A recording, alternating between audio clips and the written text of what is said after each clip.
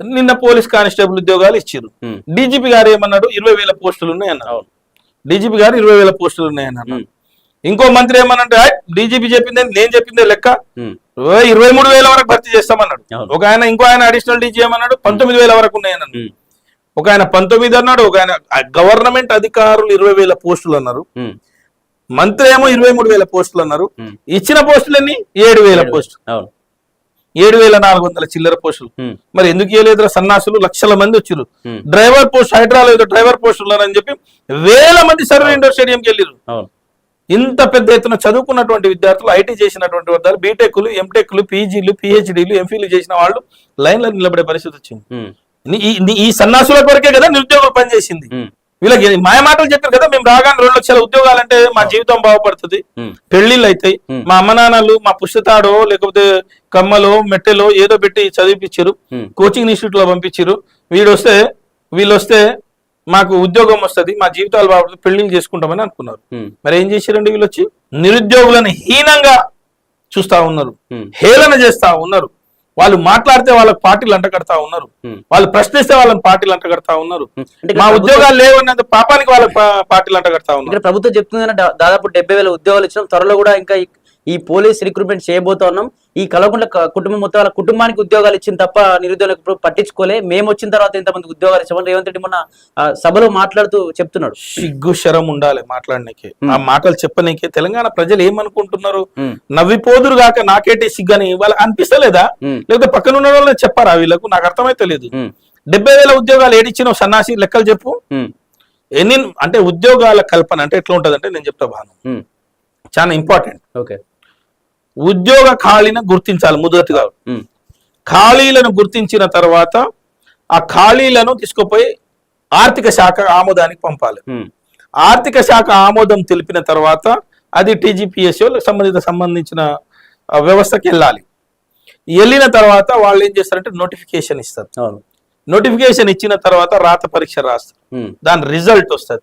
Result రాసిన తర్వాత ఎంతమంది క్వాలిఫై అయ్యారో ఆ క్వాలిఫై అయిన వాళ్ళందరూ సర్టిఫికేట్ వెరిఫికేషన్ అన్ని రకాలుగా కంప్లీట్ చేస్తారు. దాని తర్వాత ఉద్యోగ భర్తీ ప్రక్రియ వాళ్ళకు లెటర్ ఇవ్వాలి, ఏంటి వాళ్ళ నియామక పత్రాలు ఇవ్వాలి. నియామక పత్రాలు ఇచ్చిన తర్వాత ఆయన జైన్ కావాలి, జైన్ అయిన తర్వాత ఆయన పని చేసి జీతం రావాలి. This is the system.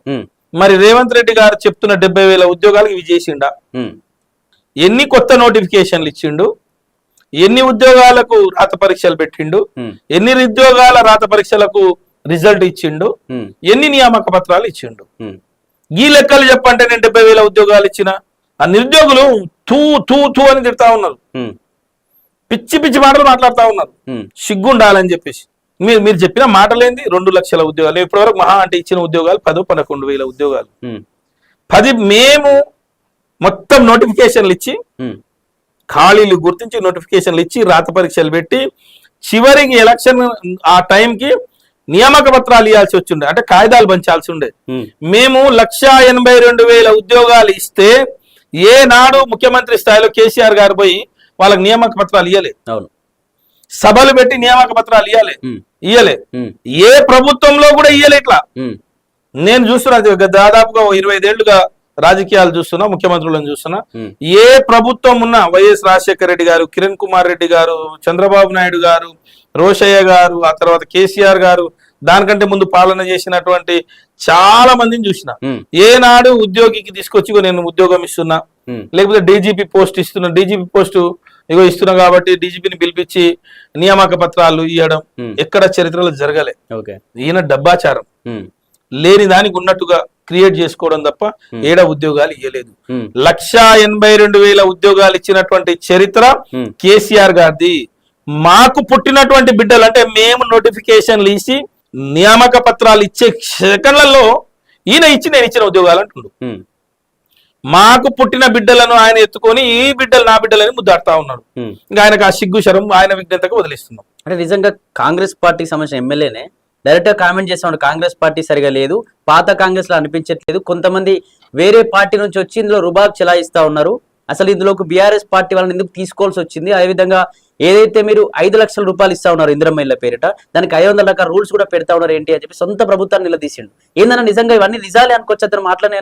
మేము ఒక మాట చెప్తా, బయట కొంతమంది ఎమ్మెల్యేలు వాళ్ళ సొంత ఎమ్మెల్యేలు పెడుతున్నారు. ఉమ్, చాలా మంది కాంగ్రెస్ ఎమ్మెల్యేలు లోపల రగిలిపోతా ఉన్నారు రేవంత్ రెడ్డి గారి పాలనలో. ఉమ్, ఆయన తీసుకొచ్చింది మొత్తం కూడా మైగ్రేటెడ్ టీడీపీ లీడర్స్. ఓకే. అసలు నిజమైనటువంటి కాంగ్రెస్ వాదులకు మంత్రి పదవులు లేవు, ఉమ్, కాంగ్రెస్ వాదులకు పదవులు లేవు, కార్పొరేషన్లు లేవు, నామినేటెడ్ పోస్టులు లేవు. ఉమ్, అసలు కాంగ్రెస్ వాళ్ళు బయటికి పోయిర్రు, ఉమ్, నకిలీ కాంగ్రెస్ వాళ్ళు జోరబడిర్రు, పదవులు పొందుతున్నారు. ఓకే. ఇది వీళ్ళకి తెలవాలి. ఉమ్, అందుకొరకే లోపల చాలా ఏళ్లుగా కాంగ్రెస్ లో పనిచేసినటువంటి నాయకులకు ఉడుకుతా ఉంది, ఉమ్, రక్తం సలసలా మరుగుతా ఉంది. ఉమ్, రేవంత్ రెడ్డి గారి పాలన అస్తవ్యస్తమైనటువంటి పాలన అని చెప్పేసి, ఉమ్, రేవంత్ రెడ్డి గారు చేతకాని పాలన చేస్తా ఉన్నాడని, రేవంత్ రెడ్డికి పాలన చేతనైతే లేదు అని చెప్పేసి ఉమ్, కాంగ్రెస్ నాయకులు చెప్తున్నారు. ఓకే. మన ముందే తెలుస్తుంది కదా, ఉమ్, జీవన్ రెడ్డి గారు ఎందుకు బయటకు వచ్చిర్రు, అవును. చిన్నారెడ్డి గారు నిన్న ఎందుకు అట్లా మాట్లాడిర్రు, ఉమ్, మొన్న రాజగోపాల్ రెడ్డి గారు ఎందుకు అట్లా మాట్లాడుతా ఉన్నారు. ఉమ్, ఇట్లా చాలా రకాలుగా నిన్న కడియం శ్రీహరి గారి కొట్టనికిన వేరు. అవును. దొంగ కాంగ్రెస్ వాదివి, సొంత పార్టీకి మోసం చేసి వచ్చిన దొంగవు నువ్వు, అవును. ఉమ్, మా దగ్గరేంద్రా నువ్వు మాట్లాడేదని చెప్పేసి ఆదిలాబాద్ జిల్లాలో వాళ్ళ కాంగ్రెస్ పార్టీ సంబంధించిన మంత్రులు ఉన్నారు, అక్కడ ఉమ్, కాంగ్రెస్ పార్టీ వ్యవహారాల ఇన్ఛార్జి ఉన్నారు, ఉమ్, కాంగ్రెస్ పార్టీ ఢిల్లీకి సంబంధించిన పెద్దలు ఉన్నారు, అందరు ఉన్నారు, తిరగబడిన జనాలు. అవును. అంటే ఎట్లా ఉంది చూడండి, ఉమ్, అసలీ కాంగ్రెస్ నకలీ కాంగ్రెస్ ల మధ్య వాళ్ళ మధ్యలో గొడవ జరుగుతుంది. ఉమ్, అంటే కొందరు బయటకు రాలేకపోతున్నారా అన్న? ఇంకొక 5-6 నెలలు ఆగండి, ఉమ్, కాంగ్రెస్ లో ఉన్న వాళ్ళే తన్నుకొని చేస్తారు. ఉమ్, కాంగ్రెస్ పార్టీలో ఉన్నటువంటి వాళ్ళే ఉమ్, గాంధీ భవన్ ని తగలబెడతారు. ఉమ్, ఇది వాళ్ళకు అలవాటే.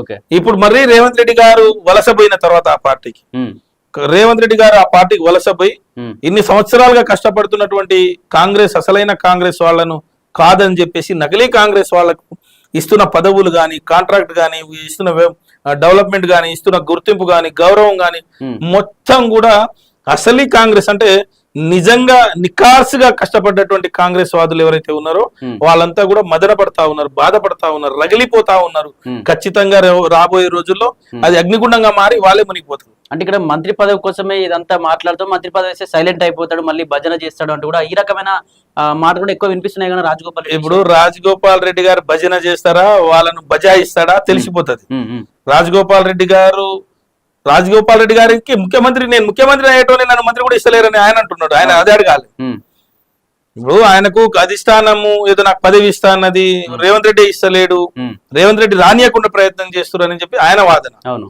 మనకు ఇప్పుడు ఆ మంత్రి పదవులతోటి నాకు సంబంధం లేదు, ఉమ్, అది కాంగ్రెస్ పార్టీకి సంబంధం. ఉమ్, కాంగ్రెస్ లో మోసం చేయడం అనేది, మోసం అనేది అది వాళ్ళ నైజం. ఉమ్, కాంగ్రెస్ పార్టీ ఈజీగా మోసం చేసింది ఆయనను, ఉమ్, ఆయన అర్థం చేసుకుంటాడు. పబ్లిక్ కూడా తెలుస్తా ఉంది, ఓకే. కాంగ్రెస్ పార్టీ ఇన్ని మాటలు ఇచ్చి మోసం చేసేసింది, ఉమ్, ఆయనను కూడా మోసం చేసింది. సింపుల్ కాంగ్రెస్ నైజమే అది కదా, ఉమ్, రేవంత్ రెడ్డి గారి నైజమే అది కదా. ఉమ్, రేవంత్ రెడ్డి గారు ఎప్పుడు ఒక పని చేస్తారండి, ఉమ్, నమ్మిన వాళ్లకు మోసం చేయడం రేవంత్ రెడ్డి గారి నైజం. ఓకే.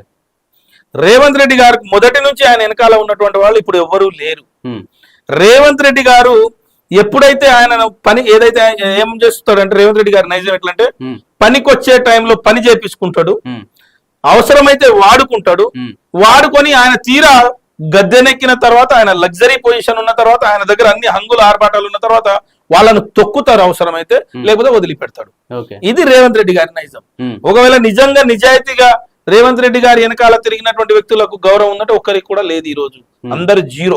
ఆయన కొరకు చాలా మంది చాలా రకాలుగా కష్టపడ్డ వాళ్ళు ఉన్నారు, ఉమ్, కానీ ఎక్కడ కూడా అలా గౌరవం గాని, ఉమ్, గుర్తింపు గాని ఉమ్, ఎక్కడ లేదు. అందుకొరకు కాంగ్రెస్ పార్టీలో తొక్కుడు అనేది కామనం, ఓకే. కాంగ్రెస్ పార్టీలో ఇట్లా బయటికి రావడం కామనం. ఉమ్, మరీ రేవంత్ రెడ్డి గారు వచ్చిన తర్వాత ఆ వ్యవస్థ చాలా, అప్పుడేమో కిటికీ అయి ఉండే, ఇప్పుడు మెయిన్ గేట్లు అయిపోయినాయి, ఓకే. డోర్లు దర్వాజాలు బయటకు వచ్చినాయి.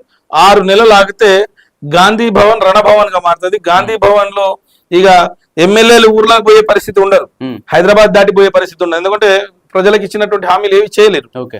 బయటికి పోతే ప్రజలు దంతారు. ఉమ్, ఇక్కడ ఉంటే కాంగ్రెస్ పార్టీ భవన్ లో ఉంటే వాళ్ళు దంతారు అసలు కాంగ్రెస్ వాళ్ళు. ఓకే. సో వీళ్ళ పరిస్థితి అంతా అగమ్య గోచరంగా ఉండబోతుంది.